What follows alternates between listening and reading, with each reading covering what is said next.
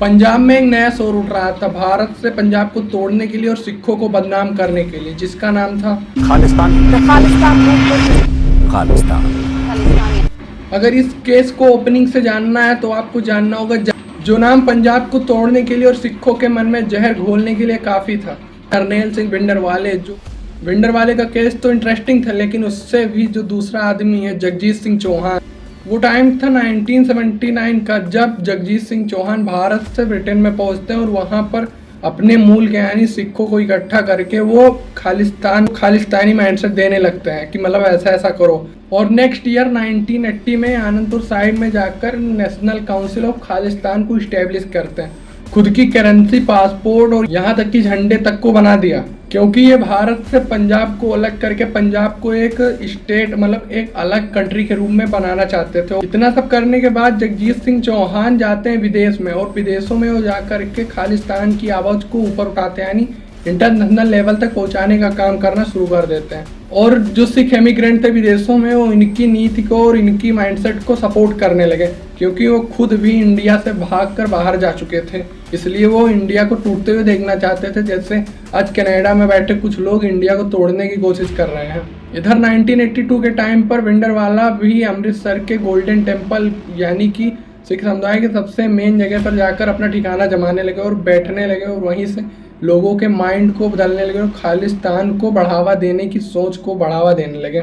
लेकिन उस टाइम पर जो सेंट्रल गवर्नमेंट थी उसको पता चल चुका था कि भारत को तोड़ने की कोशिश की जा रही। उन्होंने ऑपरेशन ब्लू स्टार को शुरू करके इन भिंडरवाले को वहीं पर जाकर के घुस के अमृतसर के अंदर और मुठभेड़ हुई और वहीं पर इनको मार दिया गया।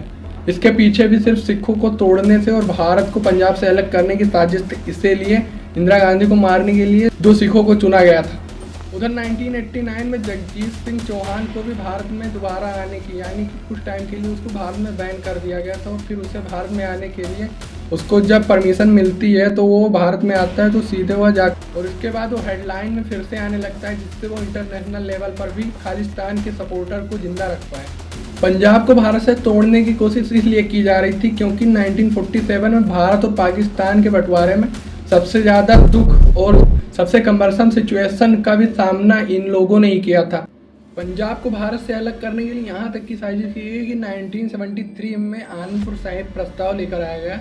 उसमें सीधे ये मांग की गई कि पंजाब को आप स्वतंत्र करके एक नया देश बना दीजिए। इंडिया में 2014 से लेकर आज तक कुछ तो इसके बारे में कमी है, लेकिन खालिस्तान की मेंटेलिटी को भारत के बाहर भी आज भी सपोर्ट किया जाता है। इनमें कुछ सिंगर्स भी हैं जिन्हें आप अच्छी तरीके से जानते हैं। कुछ लोग आज भी पंजाब को शक की निगाह से देखते हैं और सिखों को भी शक की निगाह से देखते हैं, लेकिन उनके हित के बारे में आज भी कोई नहीं सोचता कि वहाँ के 80% किसान आज भी कर्ज के बीच में दबे हैं और वहाँ की यूथ जनरेशन ड्रग्स का शिकार हो रही है। किस तरीके से पाकिस्तान में खालिस्तान को पंजाब में सपोर्ट करने से ज़्यादा यहाँ पर ड्रग्स सप्लाई किए जाते हैं। पंजाब गुरुओं की धरती और भारत का एक तरीके से आप अनाज घर भी मान सकते हैं, लेकिन जिस तरीके से वहाँ के यूथ को बर्बाद करने की कोशिश की गई, उसी पंजाब के यूथ के जहाँ पर लोग एक टाइम पर ये सोच रखते थे कि पर आतंकवाद और अंग्रेजों के खिलाफ बंदूकें उगाई खेतों में। पंजाब आज एक बड़ी से बड़ी समस्याओं को झेल रहा है कि जैसे वहाँ पर 80% से ज़्यादा सिख कम्युनिटी के लोग और अदर कम्युनिटी के लोग भी 80% से ज़्यादा पर कर्ज लदा हो, लेकिन उनकी राजनीतिक स्थिति के बारे में, इस खराब स्थिति के बारे में वैसे कोई सोचता ही नहीं है।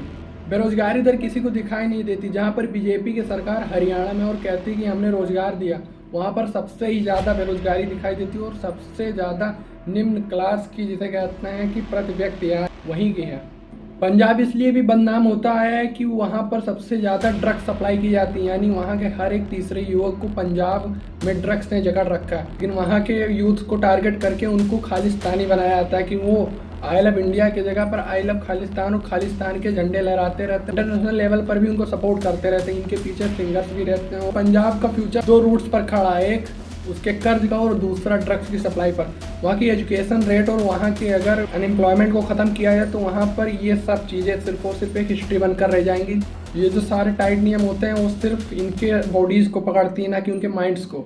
इसलिए खालिस्तान का मुद्दा अगर ख़त्म करना है तो वहाँ के युवाओं को एक अच्छी जगह पर उनका ध्यान लगाना होगा। पंजाब एक ऐसा स्टेट है जो अपने पैरों पर खड़ा होना दूसरों को सिखाता है, लेकिन पंजाब में जिस तरीके से फ्लड आई थी, अगर किसी दूसरे राज्य में आई होती तो वहाँ पर जैसे पंजाब में वाटर पोर्टल बट रही थी, वैसे दूसरे राज्य यूपी या बिहार और ये आंध्र प्रदेश में आया होता तो वहाँ पर 150 या 200 के पानी की बोतल बेची जाती और उसमें ही बिजनेस बना लिया जाता, यानी पैसा इकट्ठा कर लिया जाता।